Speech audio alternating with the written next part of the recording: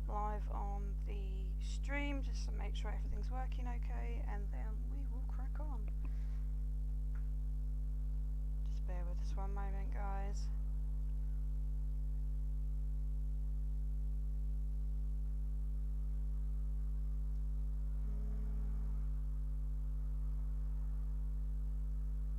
Don't think it is working.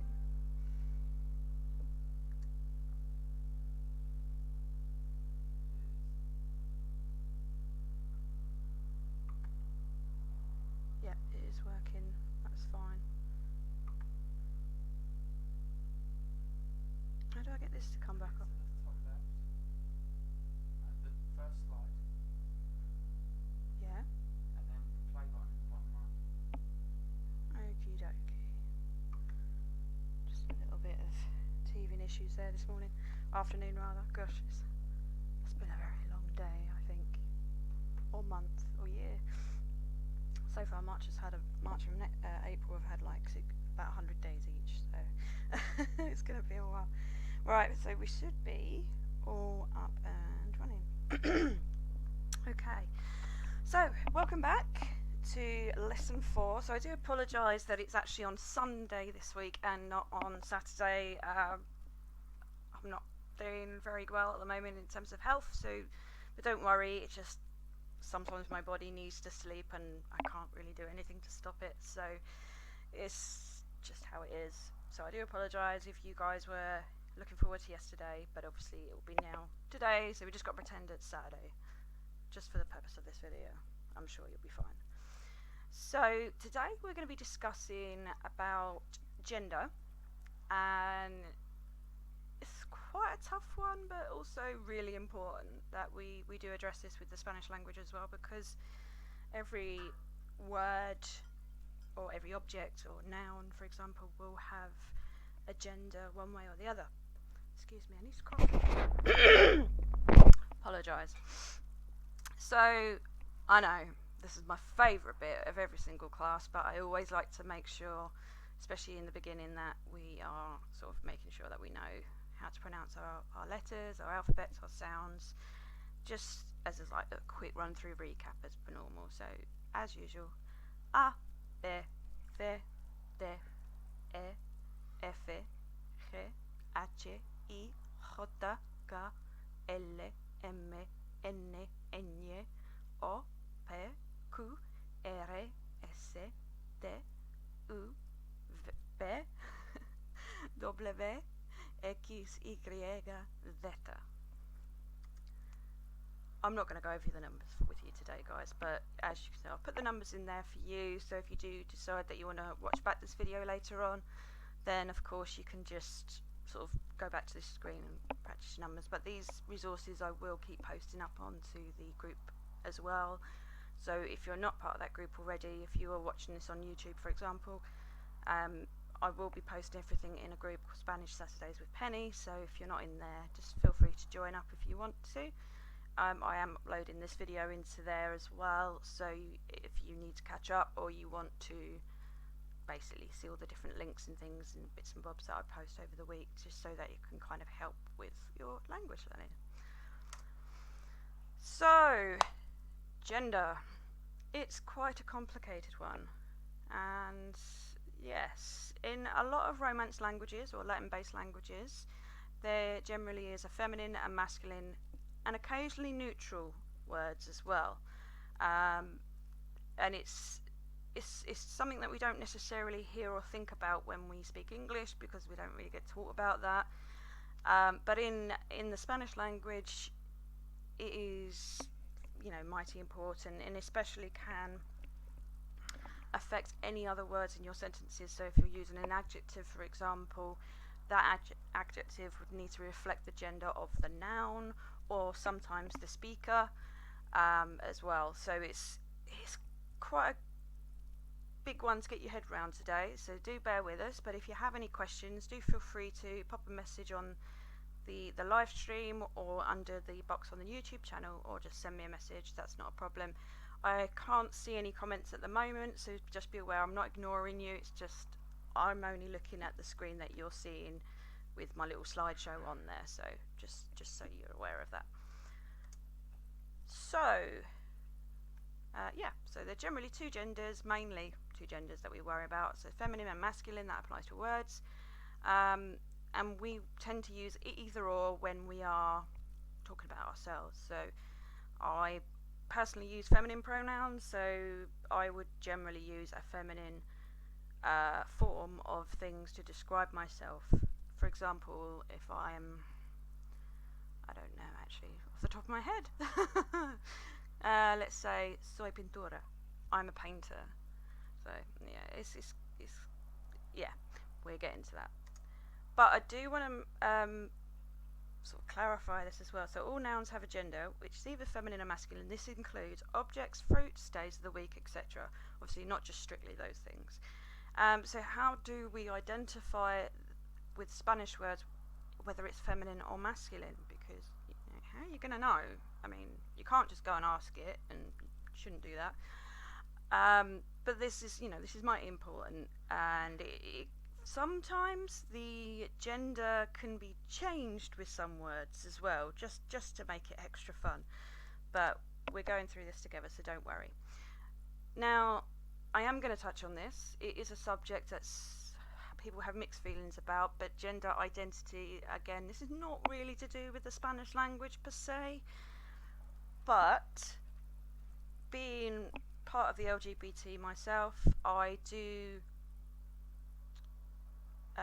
have been researching into this, because at the end of the day, when we're talking about ourselves and what we identify as gender-wise, male, female, there's other people that kind of don't meet that binary, or they meet all the binary, or neither. So I was actually looking into a gender-neutral term. So for example, if you're describing a person who is perhaps gender-neutral, so far I found ella, which is kind of a mix of the two, but not really. And it's another gender neutral way of expressing someone who doesn't fit on the binary of male and female, or perhaps they fit both. But that's the only term so far that I've learned. But I do, I just want to be aware of the fact that there may be people that don't meet the binary one way or the other. So if you are interested, how do I say that in Spanish? So far I've found this, but if you do have any others, then come and tell me, because it's always about learning new things, because it's 2020, so yeah, it's going to be one of those things that we're going to talk about. But we'll move on. So this is the fun bits. All words which are masculine will take articles, which is basically the, el and los. El and los. So for example, el pie, los pies. So el would refer to a single object, and los, which is a masculine the, and plural form would mean, obviously you're talking about more than one thing. So el pie, los pies, the foot or the feet. It was just the word that first came off the top of my head, to be honest. So you're going to learn some really weird words that don't even make any sense, but yeah, it's always good for your vocabulary, so I'll see that as a bonus. So all words which are feminine will take the articles la and las.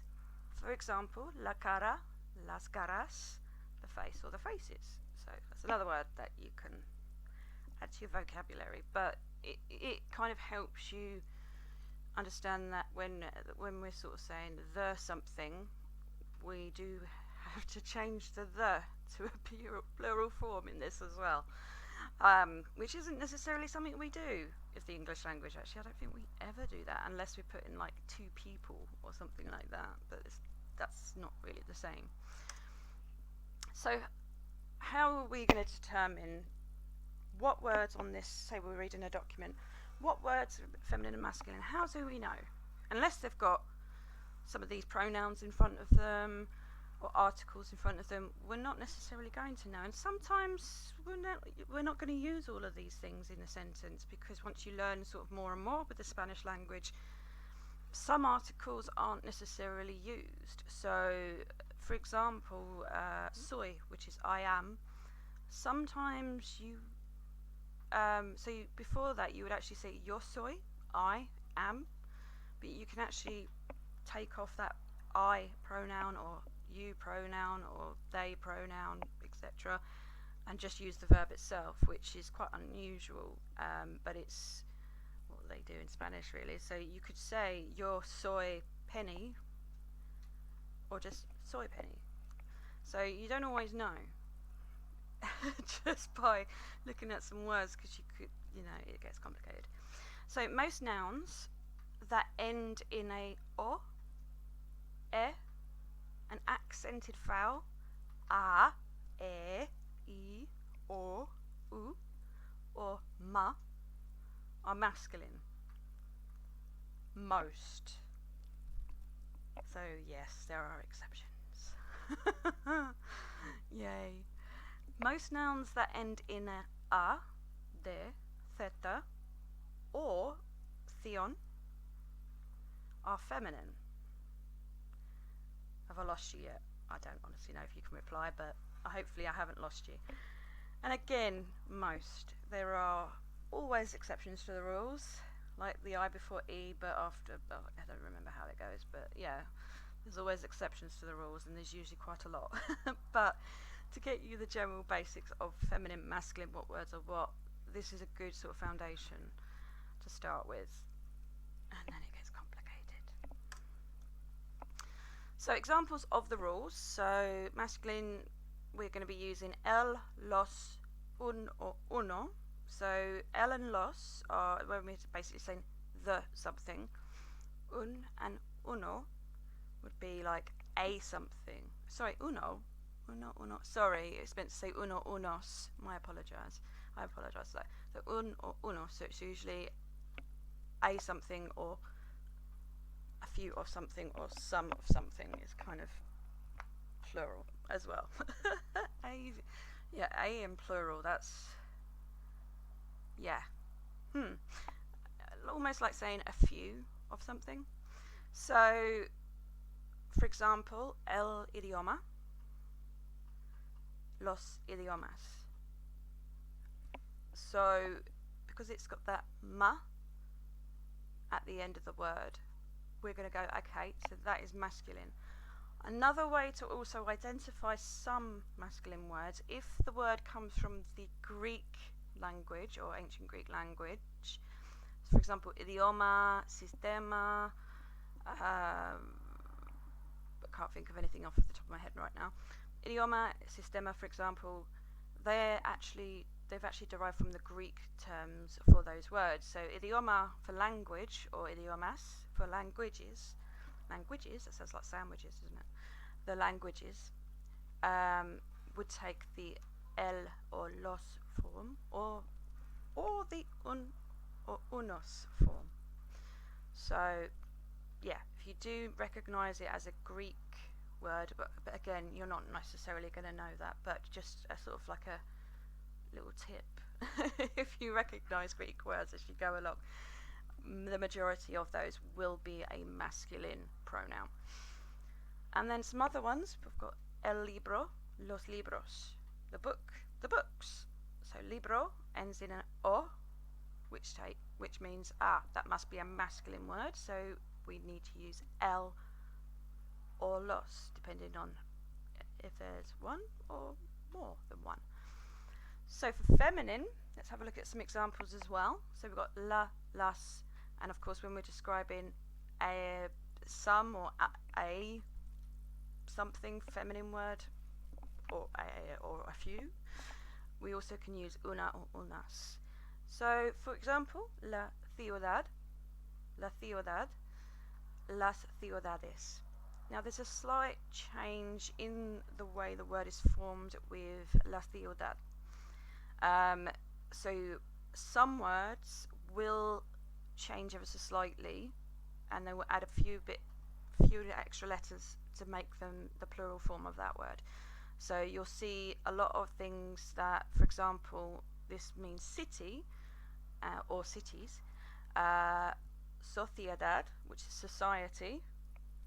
So a lot of these itty words that you'd get in English, when they're translated into a Spanish word, will often end in the singular form with a the at the end. So what you'll tend to do is add a E and S on the end of it to make it plural, but again, that's just just looking at those words which are quite similar. So la ciudad, las ciudades, the city or the cities, and again, as it ends in a D, the single form, it would be a feminine word. And of course, I thought this one was quite a nice, easy one. La reina, las reinas. La reina, las reinas. The queen or the queens. And because that word ends in an A, we just need to pop an S on the end. Sorry, I've just remembered what's come up to me in my brain now. So when you see a noun like ciudad or ciudad, and you want to make it plural, you tend to add like es to the end of it, like a bit like how we would do in English where we add an s to make something plural. But sometimes when it ends in a d, often we would add an extra vowel so it sounds a bit more flowing. That's what I wanted to say, but my brain just could not click. I don't, as you know, I'm not scripted in doing this. This is all freestyle. I'm just chatting as I go through the class. So let's go for the next one. But of course, not all nouns follow these rules of feminine, masculine, with that little, 2 columns that I just gave you a few slides ago. No. Just to be fun and awkward, not all nouns will follow those rules. So for example, la mano, which is the hand, and this is actually quite common with other languages in the Latin family, Latin-based languages, it's actually a feminine word. Even though when you would look at that word, it would look like it would be masculine, it's actually feminine and has to take la or las. So la mano, las manos. And for agua, which you think, oh, that's feminine. Oh, no. On the contrary. El agua is actually masculine, or los aguas. Los aguas is masculine.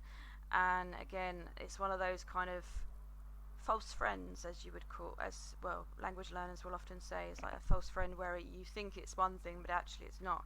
So again, as I say, there are so many exceptions to the rules. So there's rules, but then there's a lot of things that break those rules in languages, which is great. Don't worry, the English language is full of things like that. So yeah, el agua, la mano. So have a look online and look for other Spanish words that don't meet the rules from a few slides ago, where it's o. Like for example, la mano, you'd think, oh yeah, masculine. So anything that doesn't meet the rules of, well, what the rules are, or breaks those rules, yeah. Let me know if you find any other words, if you have a little search on the internet later or something, because it's always good to sort of share some vocabulary around, and these are quite good ones to take note of, because they will catch you out otherwise. But there are some more rule breakers. I can assure you it's going to get more tough as we go along, and I apologise now, but again, no, it's alright. It's great, but this is the stuff that you need to know. So let's press on, because there's a lot to do today and there's a lot to take in. So if you want to keep going over these later on replay, go ahead, do it. I mean, because it took me ages to kind of get this to sink in at first. So we did the days of the week. Was it last week or the week before? I think it might have been last week we did the days of the week. So fun fact, just to make life a little easier, the days of the week are masculine nouns. Yay! Don't know why I'm cheering. So that will make life a little bit easier. So if you're just going to say Tuesday we're doing this, we would say el martes. So let's just practice those days of the week because they're important. So we've got el lunes, el martes, el miércoles, el jueves, el viernes, el sábado, el domingo. Nice and easy, right? We like that. We like patterns. We like things that kind of yeah, fit. Doesn't always work, but that days of the week are masculine, so there's an easy one to remember for you guys, because you know, yeah, I don't really know why they're masculine, they just are, but yeah, they are.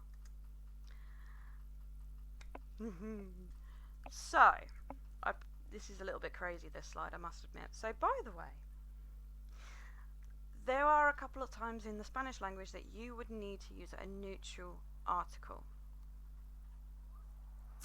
Yeah. For certain things. And this generally would be lo. Unlike other articles, it never accompanies a noun, only adjectives. So, hopefully this will make a little bit of sense, because you just got to remember basically lo is for adjectives and el, la are for nouns. So, when do we need to use that? So, one good example that I did manage to find, quite easy to remember as well, was this is the good thing about you. So what essentially that's doing is making that adjective kind of the more important word in that sentence. So eso es lo bueno de ti. Eso es lo bueno de ti. So you're literally saying this is the best about you, or best thing about you. And it is literally when we are saying an adjective like that, that this is the best, or this is the most, these words are adjectives, so this is when we're going to adopt lo. For example, another one here, the simple thing of living with you. I mean, to be honest, this is one thing I found and then translated into English, and it made not a lot of sense, but for all intents and purposes, I mean, we kind of know what it means, it's just not something we normally say, but these are some phrases that I learned, could understand if I'm thinking as if I'm a Spanish speaker, but explaining them in English is just sometimes impossible. But this is basically saying, like, the simple thing of living with you. That's French, sorry. Lo simple de vivir contigo. So, simple is simple. It looks exactly the same, which is great. Lo simple. I'm so sorry, guys. Lo simple, adjective, making that the most important part of that sentence there. Lo simple de vivir contigo. Yeah, so lo is always for adjectives. La, las, el, los are for nouns. So it's just remember that lo is that other one that makes adjectives more important, and you're on the right page. So, back on this gender wagon, just to make life great fun.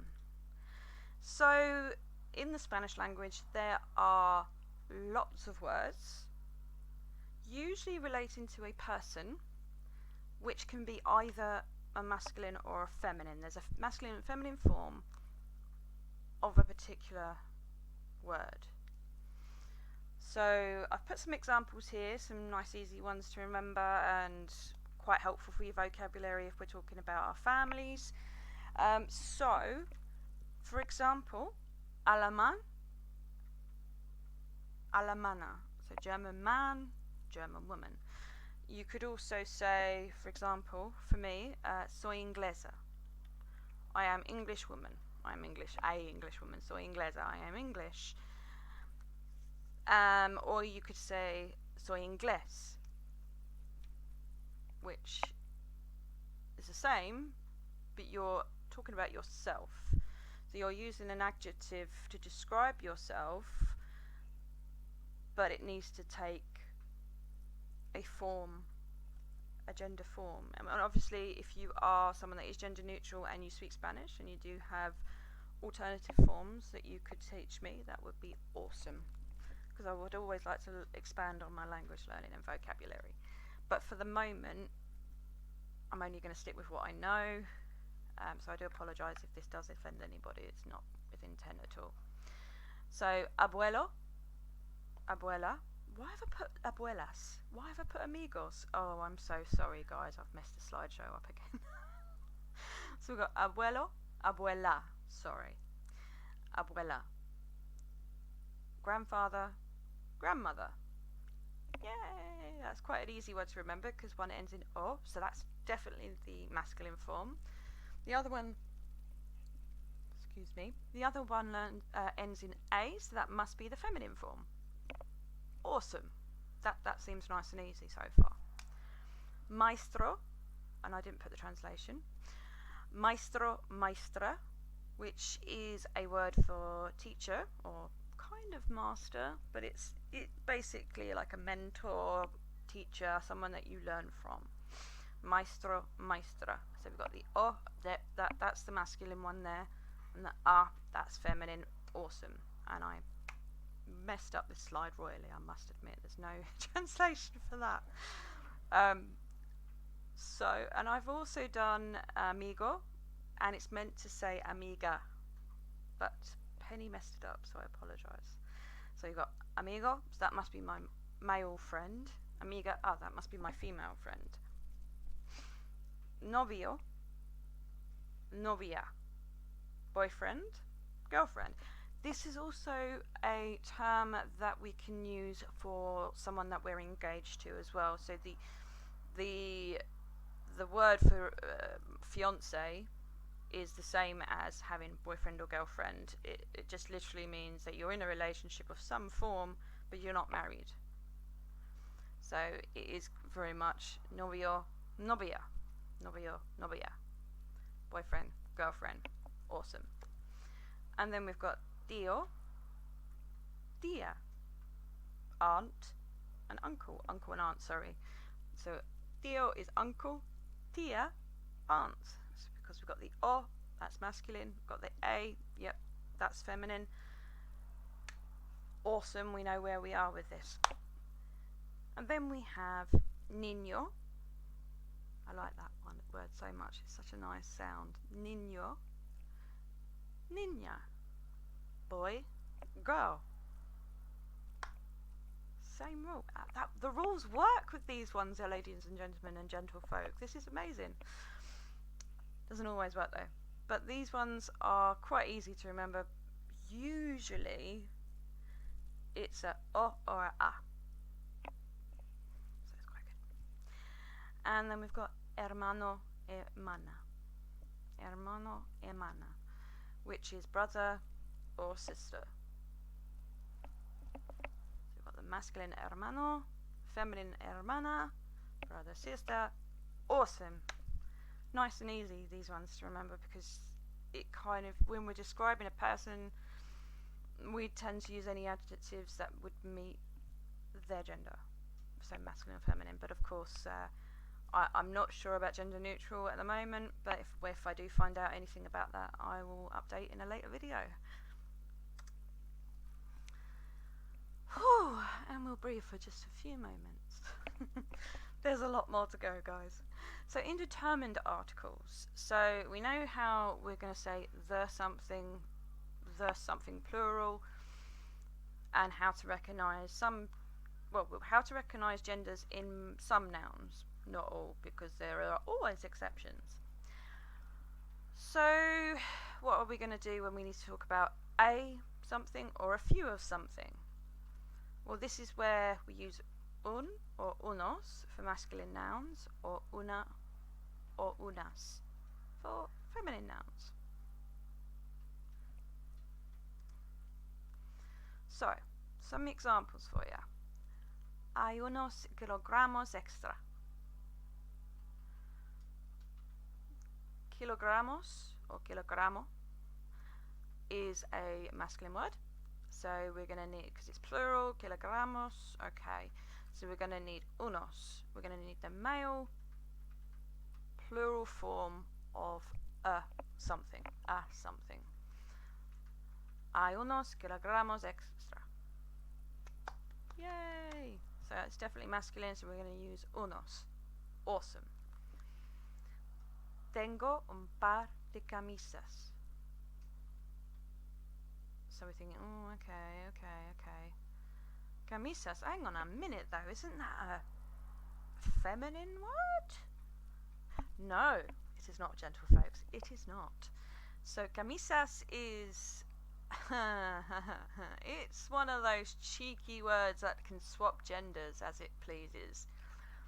But it kind of means the same thing when it does. There's some other exceptions to those rules which we'll go over shortly. Camisa, when we're talking about the male form of camisa, we're talking about shirts, like men's shirts, excuse me.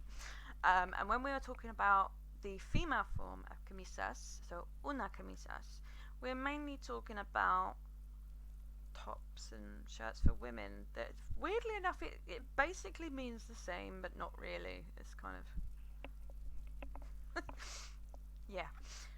So tengo un par de camisas. I have a pair of shirts. There is a very famous song that I could also would also be a great example of using the feminine term is la camisa negra, which is literally the black top, the black shirt. But I'm talking about a lady's shirt that's been left, and yeah, it's funny. And of course, tengo unas manzanas. Tengo unas manzanas. So unas, oh, that's we're using for a, must be a, yes, manzana, feminine word there. So a feminine noun for apple. And because there's more than one manzanas, we're going to need to use una, but the plural form. So yep, tengo. Sorry, that was very Essex accent there. I apologise. Tengo unas manzanas. Tengo unas manzanas. I have some apples. You could also say, for example, un chico, a boy, unos chicos, some boys, una chica, some girls, unas chicas, some girl, a girl, some girls, sorry. Una chicas, a girl, unas chicas, some girls. So it's, yeah. But manzanas is a feminine noun, so we're going to use the feminine article for that word. I know, it's so much to take in right now, isn't it? So I do apologise, guys, but this is essential. So adjectives and gender, I did very briefly sort of tell you about that a minute ago, especially when we're describing ourselves. However, when we're talking about nouns, for example, because it's all very well and good saying apple, cat, pencil, whatever, you know, it's all very well and good, but what if we're trying to distinguish that from others? What are we going to use to do that? An adjective. That we need an adjective to do that. So, when we use an adjective in the Spanish language, very similar to how we would describe ourselves, we would also need to use the appropriate gender to match the gender of the noun. So, let's say the white cat. Although, just to make this a little more confusing to you guys, the gender of cat can also change, obviously, because we do have male cats and female cats. But for all intents and purposes today, we're going to use a male cat. So, el gato blanco. Okay, el gato. Gato, that's a masculine word. Great. So what we're going to use then? We're going to use the. And what for masculine? That must be el, because it's a single word. And Blanco, I'm giving you a quick free bit of vocabulary there, is the word for white. So is it Blanca or Blanco? Because it's a masculine word at the beginning, using the word o, because it's a regular word, we'll say, for the purposes of this video today. Ones that are very good and behave and stick to the rules. So, el gato blanco. So, because we're going to change that adjective of that colour white to match either the masculine or the feminine noun, but we're using a feminine noun, so we're going to use the masculine adjective. So we're going to use the masculine form for white, el gato blanco. Another example, I love my examples, la isla bonita. I think this is a song. I really hope so, because that's the whole reason I put it in there. La isla bonita, it literally means the beautiful island. So, isla is literally a feminine word. We've got an A at the end. That looks like to be a very sensible, well-behaved word, so that one definitely fits in the feminine category. Sorry, that sounded really sexist. I didn't mean it like that. Sorry, guys. La isla bonita. So, isla is a feminine noun, so we're going to stick that with the feminine particle for the, which is la. Brilliant, because it ends in an A. That makes, and it's following the rules today, so we're going to go, right, okay, that's a feminine, la isla. So now we need to think about the adjective again. So, right. So the adjective needs to meet the gender of the noun in front of it. So we want the feminine, because isla is feminine. Bonito, bonita. We need bonita, so that it matches la isla bonita. And then you've got a nice flowing sentence. Don't worry though, while you're practicing and learning that, if you do cock this up, don't worry. It's not the end of the world. It happens. It's all part of the learning process, and believe me, I made a lot of mistakes. As you can tell, my slideshow is consistent of them. So, and another one which is a lovely expression that we'll hear an awful lot in Spanish-speaking countries around the world, buenos dias, which literally translates really as good day, but is generally said in the morning. So buenos dias, good morning. Morning, let's go back to the word day for this one actually, because morning is mañana, which is a feminine word because it ends in an a. For buenos dias, so dias is a word for day. Ends in an a, so if it's following the rules correctly, that means it's a feminine word. Okay, right, but I want to say good day or good morning. Right, so I'm going to need the feminine adjective of buen or bueno, and I need to change that to the feminine form of that. So that's going to be buenas to match dias. Buenos dias. And just for extra vocabulary, because I love to give you vocabulary, for now, because it's in the afternoon, we would say buenas tardes. So tardes is afternoon, and tardes is a feminine word. So we would say buenas tardes. And for nighttime as well, it's quite interesting actually. So the masculine form, masculine's got all the days of the week, and then times of the day tend to be more feminine. It's interesting that. So noches, which is we're going to bed at night, or you're leaving an establishment to go home, or going home from work or whatever, you would say buenas noches. Noches is also a feminine word and is the word for night. Buenas, we know buenas, we've got that here for buenos dias. So buenas noches.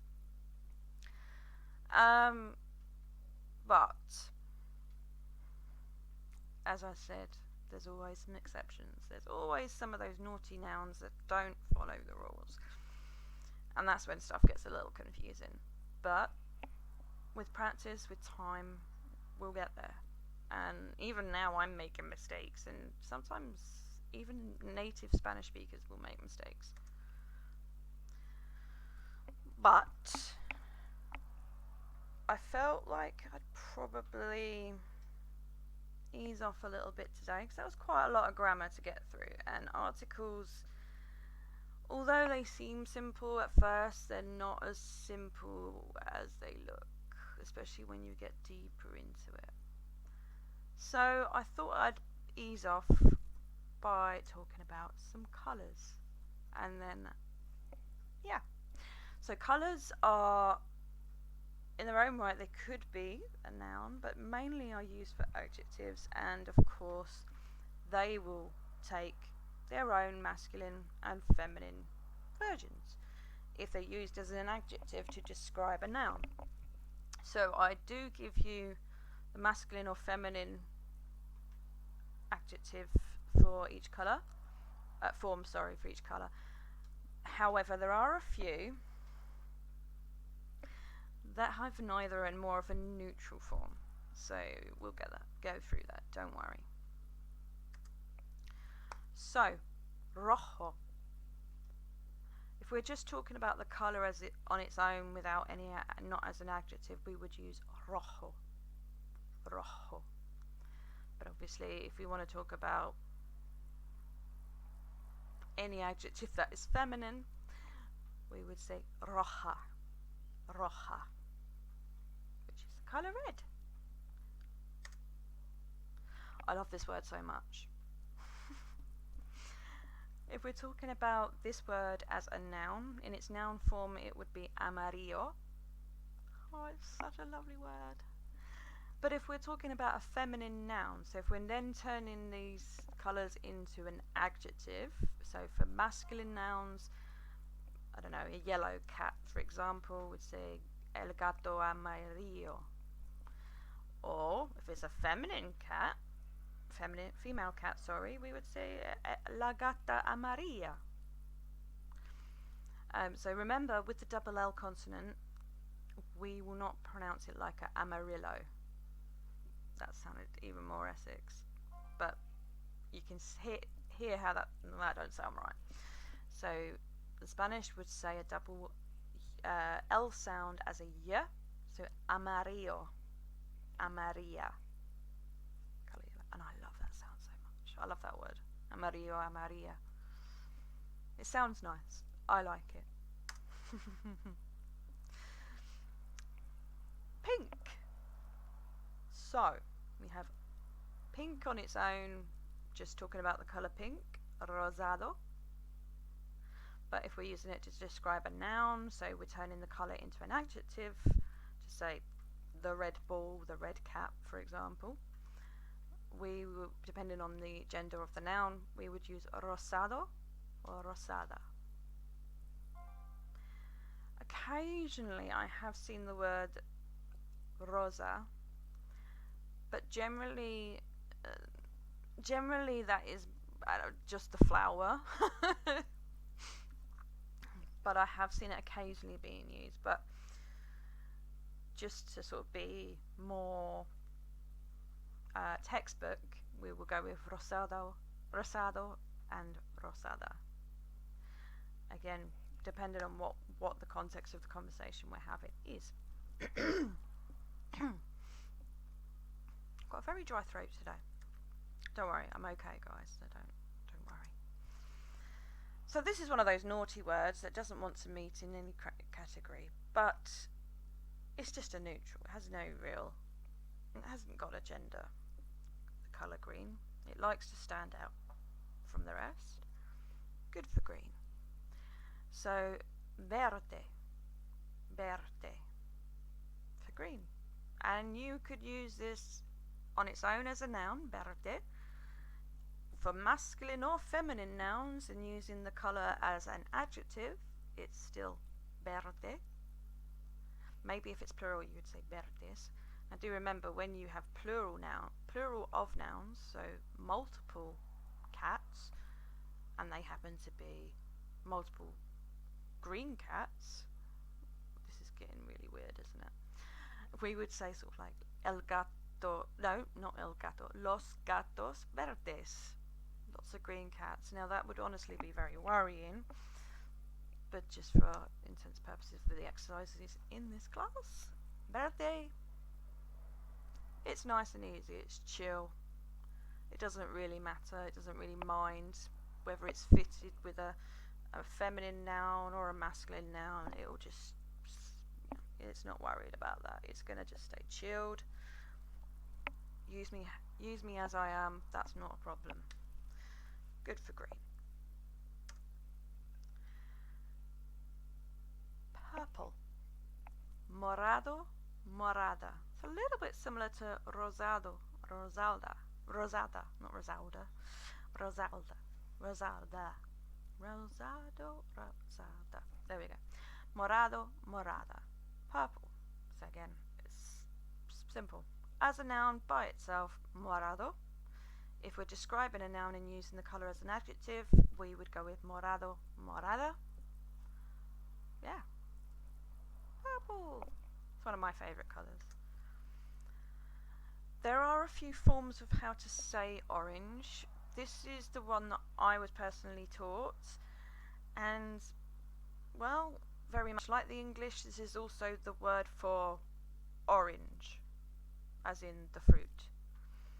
However, just to make life a little confusing for you today, in the form of a noun, you wouldn't say naranjo. You would actually use naranja. Same with the fruit as well. So we have the colour orange, but we also have orange, which is a piece of fruit, a citrus fruit. So it's very similar. It's the same in Spanish. Naranja is an actual orange and a noun for the colour orange. And naturally, if we're using the adjective form and we're putting that into using the appropriate gender for the gender of the noun, then of course we do have the masculine naranjo. There is also naranjado and naranjada, and there's some other ones that get very confusing, but I've not come across those personally, only very recently. These are just the colours that I learnt when I was starting out, and turns out there's a lot of colours. Well, I mean, there's a lot of colours in our language. Yeah. It's not that simple, really, is it? Just sort of, well, yeah. So, we've got blue. And blue is a bit like green. Blue doesn't have a masculine or a feminine form. It's just blue. Blue is sort of independent of gender. It just is blue. Blue is good by itself. Doesn't need to change when it's describing a noun. It is just literally blue. And we like blue. Blue is azul, or its plural form would be azules. And it doesn't change when we describe a noun either. Yay! Less work. So if we are using a masculine or a feminine noun and we're using blue as an adjective, we would literally go with azul, or if it's plural, azules. Simple, isn't it? I do like these ones that don't have all the gender to worry about. That's great. There are a few of those adjectives about in the Spanish language, which is just makes you relax a little bit. But yeah, it's all fun. Black. So we've got negro and negra. So if we're just talking about the colour black by itself, we would use negro. But if we are using the colour black as an adjective, we would use negro for the masculine form and negra for the feminine form. So yes, I'm afraid majority of the colours follow the masculine feminine rules for adjectives, but yeah, there are a few exceptions like blue and green, and we like blue and green because yeah. And of course we have to be honest, black and white aren't really colours. I mean, one is technically all of the colours and one is the absence of colour or light. However, we're not going to have a science lesson today, we're having a Spanish lesson. So, for white, so when we're using the colour white as a noun, we're just going to go with Blanca, I think, actually. Yeah, Blanca. However, If we're, again, masculine noun or a feminine noun, we need to change, and we're using this colour as an adjective. So let's go back to that little cat, the white cat. So el gato blanca, the white cat, if it's a male cat. If it's a female cat, we would say la gata blanca. That makes sense? And just a fun fact, Casablanca is a film, and I think it literally means the White House. Yeah, it literally does. Like, casa is the word for house, and Blanca is white. Although I think I've never actually seen that film. You may shoot me, it's fine. No, please don't. But yeah, it literally means that. Yeah. Sounds a lot nicer though if you just know it's Casablanca. Yeah. Spoiling it for you now. Oh, and grey is another one of those that likes to chill with blue and green. It really likes blue and green. It hangs out with them. It's just like, you know what, those different genders, I'm not going to worry about it. If my noun isn't going to be a gender, I'm just going to be myself. So just like blue and green, good for grey. Grey as a noun is gris. Sorry, I was thinking in French again. I'm sorry. The gris, or if it's accompanying a noun, so it's describing a noun as an adjective, we would literally have like el gato gris, la gata gris. So it doesn't change. So it's another one of those nice and easy ones that you don't have to think about too much. Yay, grey! And this is just a recap, plus it's a really fancy, pretty little graphic to help you remember the colours over the next couple of weeks. We are going to have another lesson next week. That sounded like I wasn't going to do another one. No, we are, don't worry. So let's just recap. So these are the colours. Oh, sorry, Blanco is not Blanca, it's Blanco. My apologies. I don't think it matters. Well, Penny, don't worry about it. Right, so when these are using those colours as a noun in their own right. But so if you just remember what I've just told you about when we're using the colour as an adjective and how they sometimes change gender, apart from blue, green and grey, because they're rebels. We've got the noun form as well, which is just, yeah, quite simple. So we've got Amarillo, azul, Naranja, Morado, Gris, Rojo, Verde, Rosado, Negro, Blanco. Excellent. So you know all the colours of the rainbow. We're not going to sing it. I'm not doing that to you guys.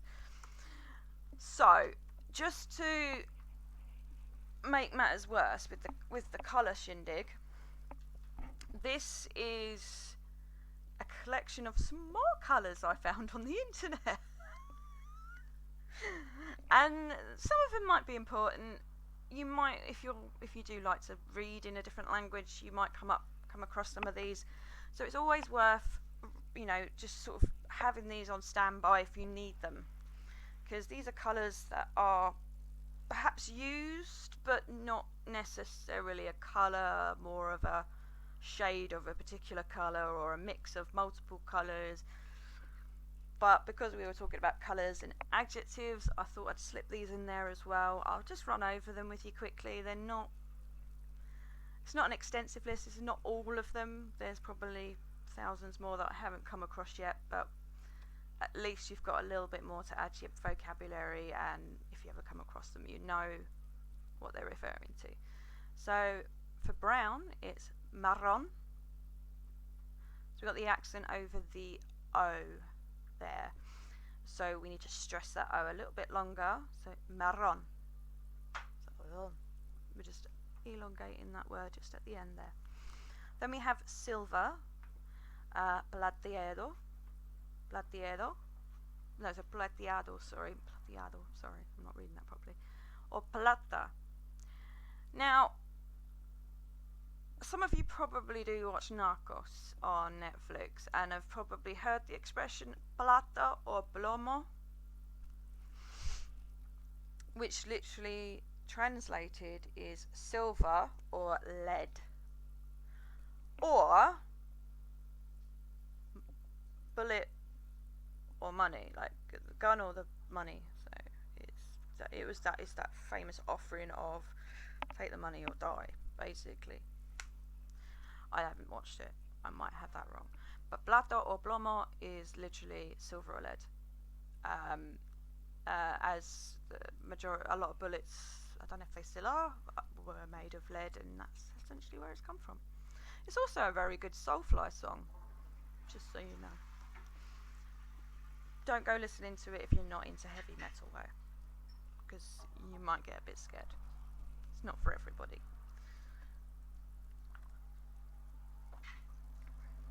Now you might recognise the next one.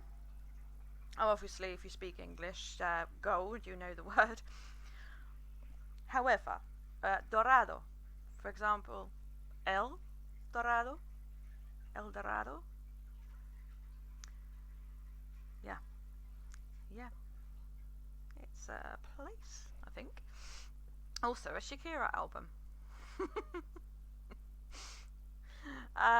So dorado is gold, or another word for gold is oro as well.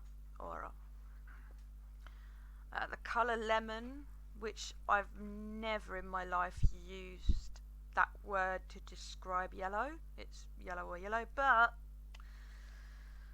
people do. So for lemon, it's very similar. It's limon. Limon. Lime is lima. Yep, it's lima. I don't know why we have to have mustard, but people like to use that one as well. And I mean, again, I'm a bit funny with colours. It's like it's still yellow, but okay. So mustard is mostaza. That sounds like Mufasa, doesn't it? It's not. Mostaza. Lavender looks virtually the same, doesn't it? So lavender. Lilac, or some people use lilac. I prefer to say lilac, but it's like tomato, isn't it? Lila. I hate myself for this word so much. It really grinds my gears. You can tell what kind of person I am now. Salmon. And we're also talking about the fish here. So, handy one if you're in a restaurant, and especially if it's a fish restaurant. We're in Spain, especially on the East Coast. There's gonna be some. And at least if you say salmon, you know one fish. So at least if you like salmon, you can order a salmon. I don't eat fish, so it's not going to be used. Fuchsia, which is another form of pink. Fuchsia. That sounds. If you want to use it, it's up to you. Magenta looks almost the same, slightly different in pronunciation. Magenta. Scarlet, as in another word for red. Escalata. Burgundy. Borgoña. Ivory, which is like a slightly off-white, isn't it? Marfil. Champagne. Very handy if you're ordering a drink at the bar, gentle folks. Champagne. So remember that one. If you want to order some champagne on holiday, that's champagne. So you've got another word that you can use in your vocabulary. I don't drink champagne either. Oh, I hate this word so much. Beige. But in Spanish, beige. Although I'm pretty certain they say beige. Beige. Anyway, beige.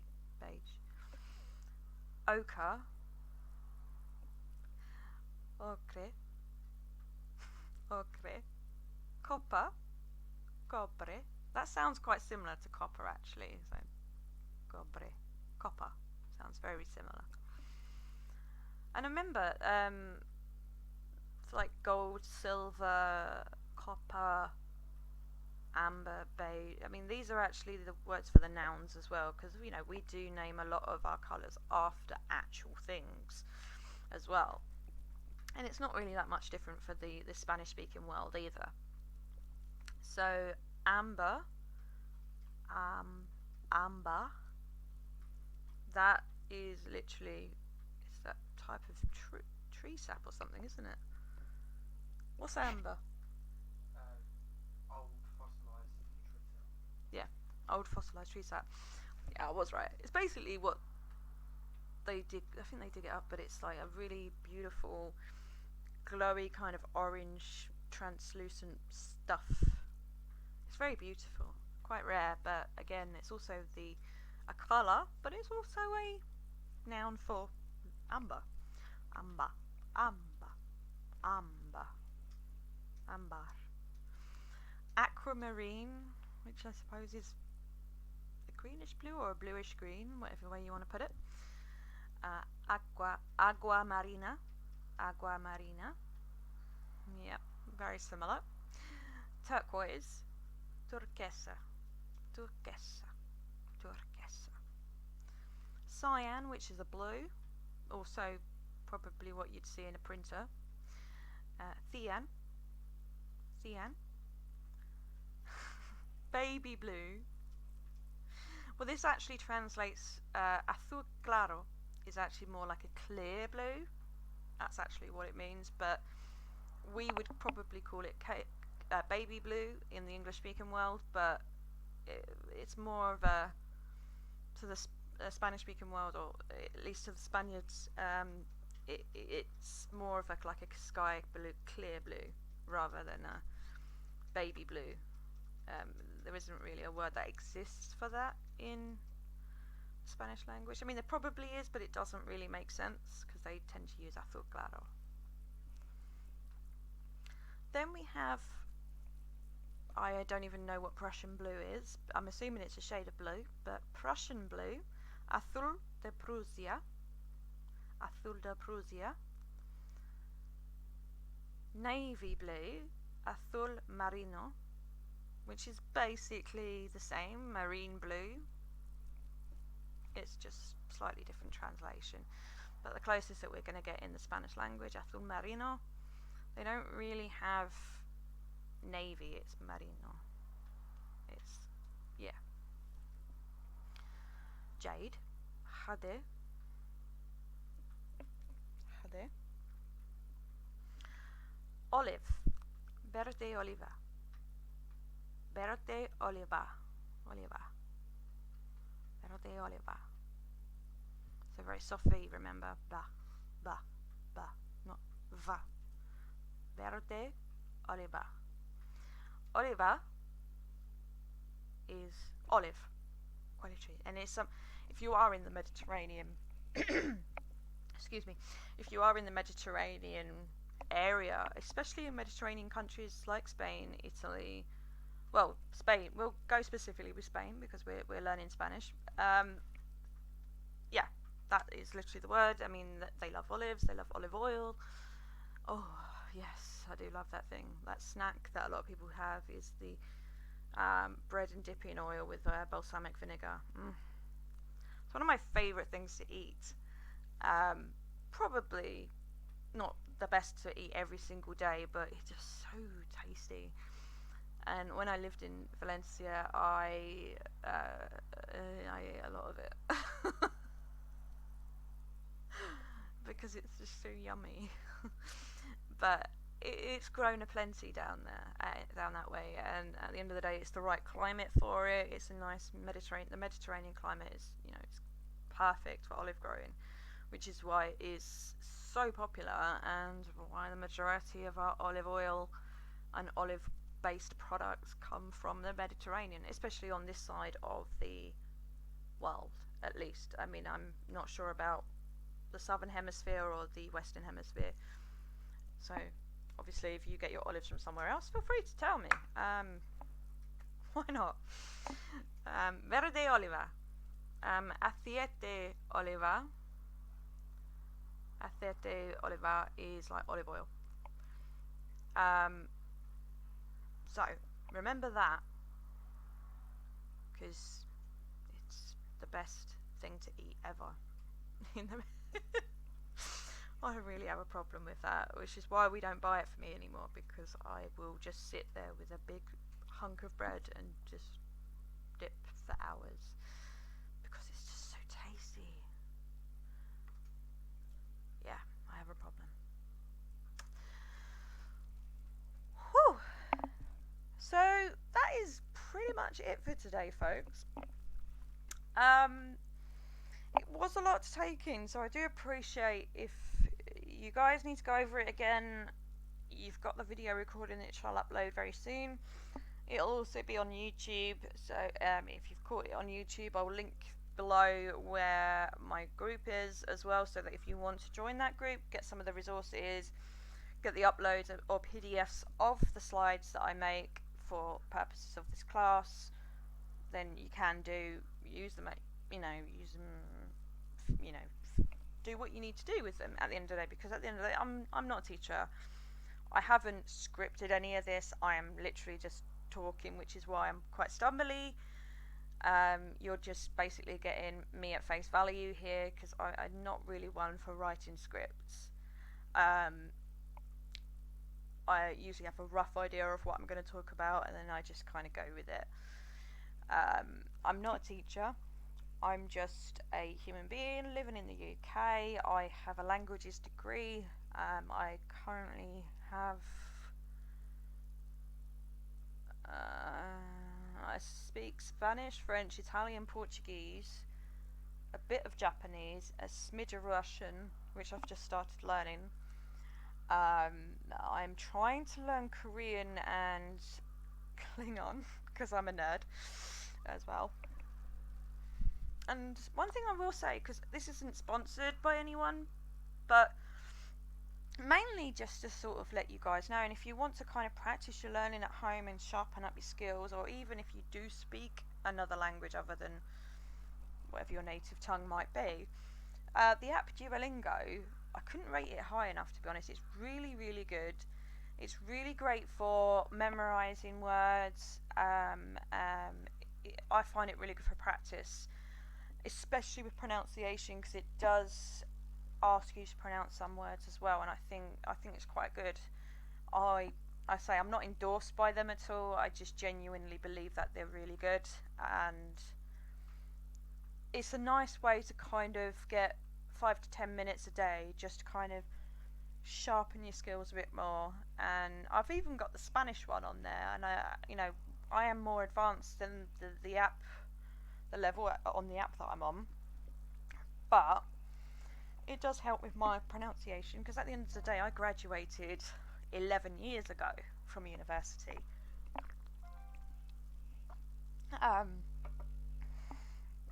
And I've obviously lived out of Spain for coming up to 13 years, so it's been quite a long time. And although I have gone back, and I do try to keep my Spanish language levels up as high as I can and keep practicing, it's very difficult when you live in an area where no one speaks Spanish. That's the British for you. No, we're not all like that. But at the end of the day, there isn't a lot of room to practice at the moment, especially at the moment, because I can't go out and practice with other people, because most of the world are currently in lockdown. And if you're catching this from somewhere other than the UK, let me know where you're tuning in from, because it would be great to hear from you. If you do have any information about gender identity in the Spanish language, come and talk to me about it, because I would love to learn more about that. I find that quite important, because at the end of the day, I want to make these classes welcoming for everybody. And obviously I can't change the rules of the actual language, but you know, at the end of the day, the LGBTQ, it doesn't just exist in the UK culture, it exists in cultures all over the world. And of course, I want to try and accommodate that as best as I possibly can, but I'm just not that knowledgeable on that in the Spanish language or other languages that I speak. It's just something that I've not come across yet. So if you do have any information on that, I'd be really grateful for that, because that's something I could then take on board and hopefully feature later on. Because at the end of the day, we are, as time goes on, I do hope to start doing things a little bit more complex. So sort of looking at news stories, looking at short stories like novels, and obviously it's going to be pretty basic stuff like foundation, what you would probably say ages 5 to 6 or whatever, because at the end of the day we've got to start somewhere. You know, even when we were learning English, if we're native English speakers, we started at the basics at the beginning anyway, so you know, some of it's going to seem a little bit young, without trying to, there's not wanting a better word there, but it really does help just build those foundations down and lay those foundations down in order to kind of support the rest of our language learning, because language isn't just learning words, and I know that sounds stupid, but you need to learn a lot about grammar, articles like we've done today, or pronouns, which we'll cover a bit later, different tenses. So for the majority of what we've done so far, I'm just teaching you more or less present tense, or things that you probably won't need to worry about for the moment, but we are going to start covering that very soon. We haven't really looked at verb tables very much, and conjugations, which basically means, for example, I am, you are, he is, she is, they are, and so on. We haven't looked at things like that, and that's something that we will come across, and it will take time because it's starting to get harder. But yeah, it's got to get harder eventually. I'm afraid. Sorry guys, it can't be easy forever. So I will write some notes on the mistakes that I made in this slideshow, and I'll mark them in the YouTube video as well, just so that you know that I'm aware of those mistakes, and I'll put the correction in the comment. If anyone has any questions or any advice or anything at all with regards to the class that we've just done today, feel free to ping me a message. I'm more than happy to have a chat with you about it, or if there's anything that you want to clarify, or anything at all. Even if you want to do some writing, you want to send it to me and you want me to look at it for you, or you want to check your pronunciation, that's fine. Well, we can do that. That's not a problem at all. At the end of the day, I'm in lockdown, just like you guys are. It's boring, isn't it? So I thought I'd do this because I want to have fun, and I'm hoping that you have fun, and I hope that you learn something and you enjoy it. And do let me know if you do enjoy it, because I really appreciate all the likes and shares and things. So if you feel that this might benefit someone else you know, or you have a child at school that they're learning Spanish, do feel free to share this with them. I'll be really grateful for that. But also, it will just, it's not a time to be turning away from each other. I think we should not share stuff, and yeah, put some colour and rainbows into our life right now, because it's a little bit of a dark time for everyone. So let's be good to each other, right? So that is it from me this week. So I will love and leave you and say goodbye. If you do have, as I say, if you have any questions, send me a message. And next week I have no idea what we're going to do yet. No, I have a vague idea, I'm just not telling you yet. But we will sort of go over everything we've learnt today, because it's not that easy, and these are things that we're going to need to go over a few times. Obviously it's not going to be the same material, it's going to be slightly different, because I will try and spice it up a little bit, because otherwise we'll be falling asleep. But these are things that we really do need to learn when we're learning a language, so I'll try and make it as interesting as possible. And as easy to kind of read and see on the screen as well, because I'm dyslexic, so I find certain things quite difficult to read, so I'm trying to make it friendly for folks with dyslexia as well, so that I'm trying to include everyone, so everyone can learn whatever age or ability that you have. So yeah, cool. So that's it from me today, and I will see you next Saturday, hopefully back to normal next week, where we will continue with Spanish Saturdays. So have a great day, whatever you're doing. And yes, I bid you adieu, or adios, as the Spanish would say, and I'll see you hasta próxima. Bye.